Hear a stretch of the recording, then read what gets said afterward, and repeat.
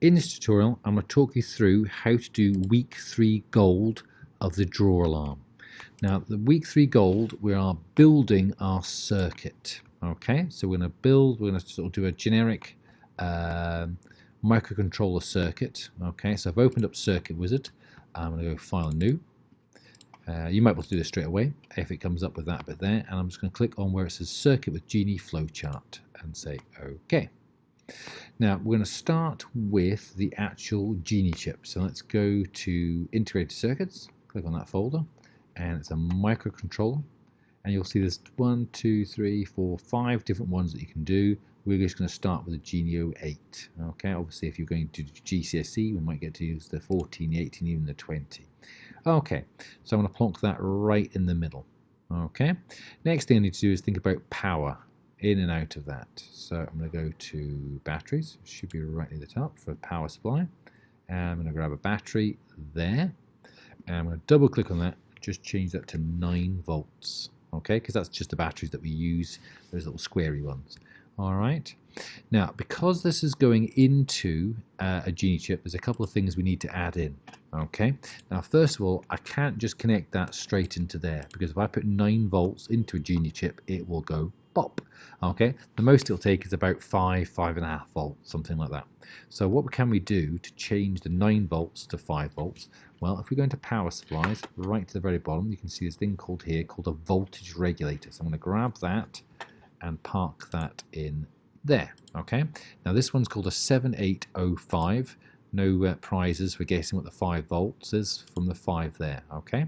So that's going to come. This reference means ground. So I'm just going to connect that pin here round to there and up to there, and I can bring that straight down there. So this is the ground, and I can put the power. Okay, because coming out of there, so 9 volts is going to go in. Coming out of that will be 5 volts. Okay, now to protect the microcontroller, in case somebody puts it the wrong way around, we're going to add in a component called a diode. So if we go to here, about halfway down, you'll see diodes, and we're just going to use the top one. Now, the arrow shows you the direction of travel, so I need to spin that around to show you that it's going to go that way. I'm just going to move that down a little bit into there. Okay, and that's going to go. Ooh, I'm just left clicking when you want to go around a corner. And I'm going to connect the pink square to the pink square. Okay, so I've got 9 volts going through a diode in case I put the battery the wrong way around, because again that would cause that to go bang, which we don't want. And it's going through here, at which point the 9 volts turns into 5 volts, and then this is the ground, that's 0 going back down to there. Okay, now one other thing I'm going to add in here, okay, just to help with the circuit, and this is something we always do, is we add in a capacitor. So I'm going to add a capacitor. Now I'm just going to use a ceramic capacitor. Okay. Now the electrolytic capacitor. Okay. Electrolytic capacitor. This is the middle one. Okay. You'll see it's got a little plus on it. So I'm going to put that in there, and I'm just going to plonk that and connect it up. Okay. And I'm actually going to use the default setting, 100 microfarads. That's absolutely fine. Okay. Now the idea of a capacitor is it kind of helps to smooth out the electricity.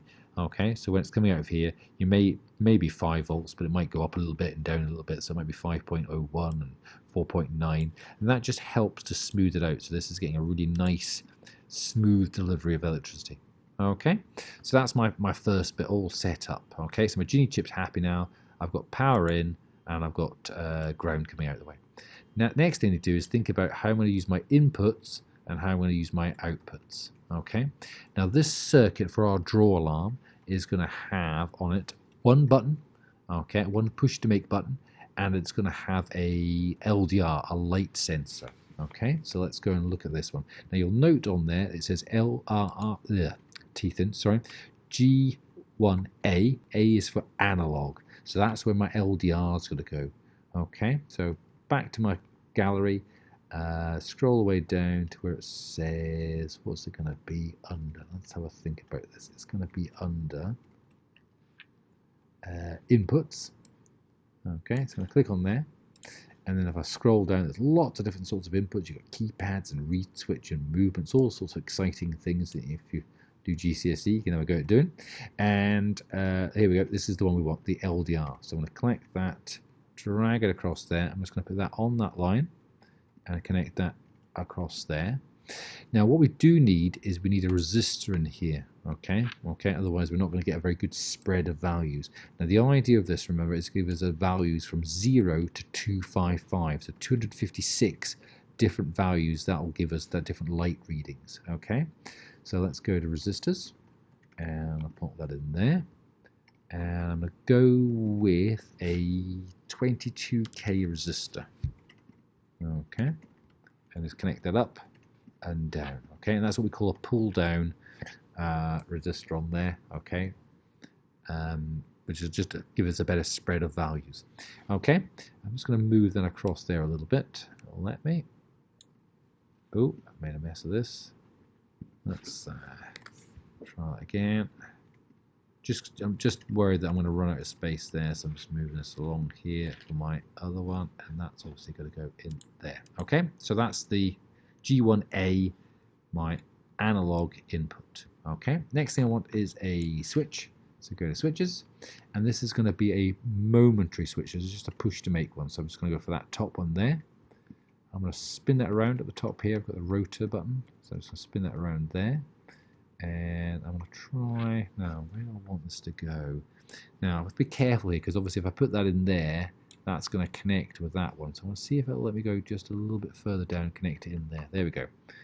Alright, so connect that to power at the top, and then here it's going to connect into the pin like that, just on the pink square, and then I want another resistor. So what I'm going to do, I'm going to be a little bit lazy, click on that one, Control C, Control V, and just copy it. Okay, and this is going to be a 10k resistor, a pull down resistor. Okay, just type 10. Alright, and that's my input sorted. I've got a push to make, so when I want to arm the draw alarm or when I want to disarm it, I can push that one button. Obviously the programming will tell it what to do, how many seconds it has to wait before it does this, or what sequence. And then I've got the LDR, which obviously once it's in the drawer, it should be dark, doing nothing. And the second you open the drawer and it goes from being dark to light, that's when the alarm should sound. Okay, now let's have a look at what do I need. I want to have some LEDs. Okay, so I've got two LEDs, so I'm going to grab an LED and I'm going to spin that around, and I need two of those, so I'm just going to do a quick, again, copy and paste down to there. Okay, and move that to there. That one into there. Okay, so that's on GO and G4, and these now need to go to a load resistor. So go to resistors. I'm going to grab that one, spin that around. Okay, and I'm going to make that 330. Do be careful here when you type 330. Make sure you push the down arrow to get rid of the K. Okay, and obviously I've got that one. I can go copy and paste and do that one there. Okay, and again, pink square to pink square. I can connect that down to there, and that end's going to come down to ground there. Okay, so I've connected up my 0 and my 4. Now, as you've been looking at in the rest of this badge for silver, you have this strange problem where you wanted to use a buzzer, but there's not enough voltage coming out of here. Okay, so the solution to that was to use an electronic switch called a transistor. So I'm going to grab a transistor from there, and the one we want is an NPN. Okay, and I'm going to park that about there. Okay, now the idea of this is we're going to connect this up. Let's do this now. Okay, if you hover over it, you'll see that's called the collector. This one here is called the base, which we connect to the actual G2, and this one here is called the emitter. So I'm going to connect that one all the way around here before the voltage regulator. So that's going to get 9 volts going to it to there. Okay, this bit here is going to talk to the G2. I'm just trying to remember whether it needs a resistor or not. So, transistors, isn't it? Yeah. 1K. 1K. Good. Thank you. So let's grab a resistor. We need to just put a 1K resistor in there. This is just going to protect the base. Okay, so I'm going to pop that in there. I might actually kind of overlap that wire there and just connect that to there, and that's going to go into there. Okay. Now, Okay, we're going to connect this one. This is the emitter, goes to ground. And I've just realized where we've put the 9 volts in here, this is obviously where the component should go in. Okay, so we kind of missed a little sneaky step there.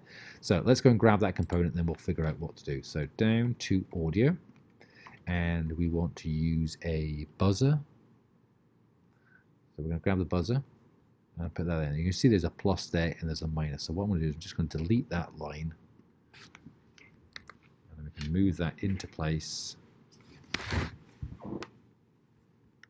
And then we're going to just draw back exactly what we had before. So that goes in before the voltage regulator, so it's getting the 9 volts. And then that end there, I might just pull that away there, just so it's nice and neat and straight. And that just goes into that top pin, the collector of our transistor. Okay. Now, before I go any further, what I will do is I'd just like to sometimes get rid of labels. So all these sort of R1s and things like that, if you just push the delete button, okay, you can just sort of delete them just to make it a little bit tidier so you can see what you're doing. Okay, I'm going to move that 330 there. That one goes at the top, and I can just leave that one, probably move that 1K to there.